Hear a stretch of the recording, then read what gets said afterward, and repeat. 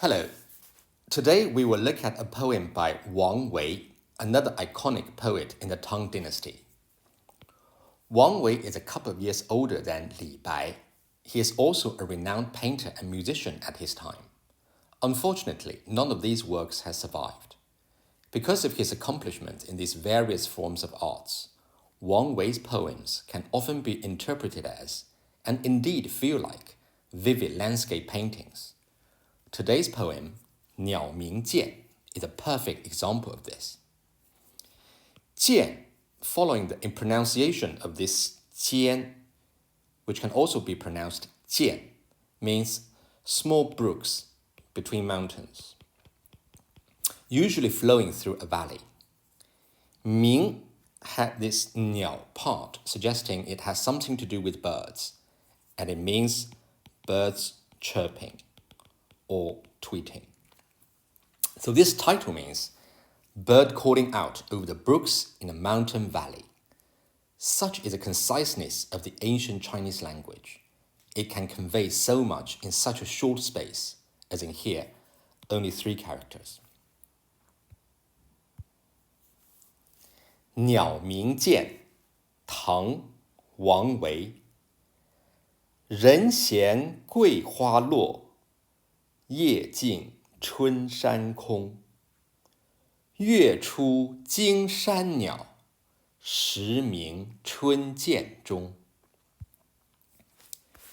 闲 means leisurely,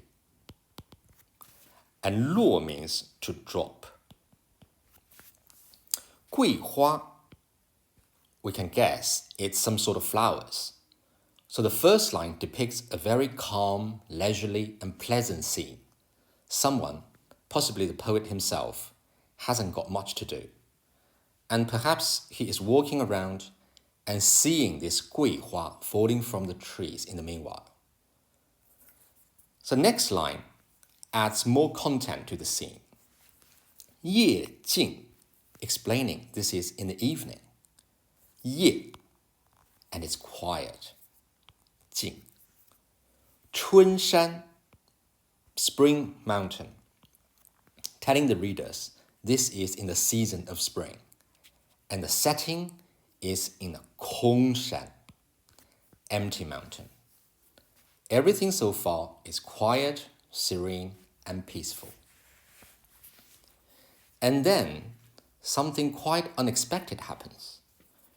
月出 means the moon comes out.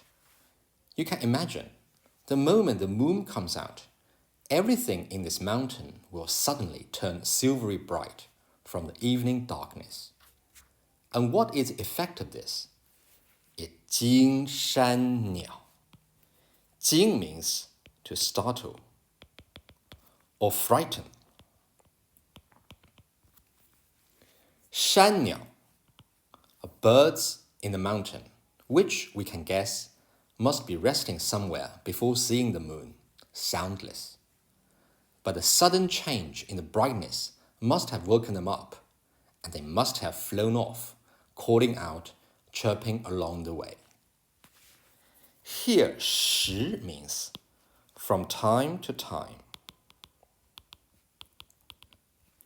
As we sometimes say 时时, we know 鸣 is bird calling, and 春涧中 is that the birds, along with their sound, could be heard and then disappear in the spring brook between the mountains. We can see that the last 2 lines bring more emotions into the poem. But funny enough, it actually helps to further create a sense of stillness and serenity.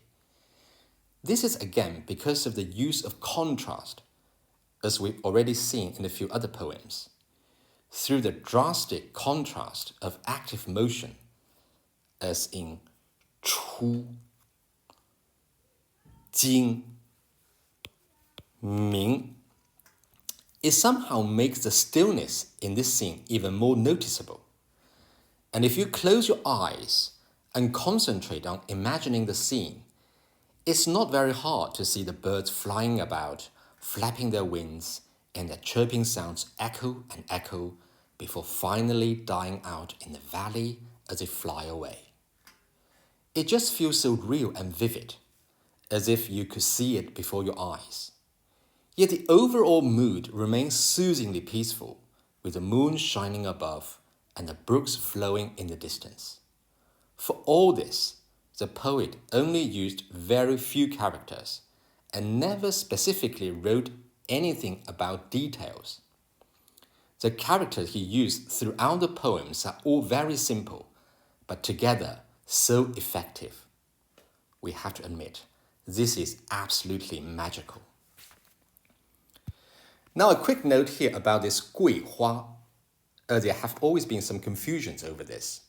It is a well-known flower in China with strong fragrance and usually associated with the autumn and the Mooncake Festival. But here it is spring, and this flower shouldn't blossom in this season. The explanation to this is either it is a special type of flower in the spring which falls into the wider 桂花 family, or it is just something very close to it which Wang Wei mistook for 桂花. Or the poet simply did not care about the factual details, but rather aimed to create a mood or sense that could best reflect what he wanted to say, which, in this case, is a serene, peaceful, and elegant feel. And we can see he has clearly achieved this so well. That's all for today. I hope you like it, and see you next week.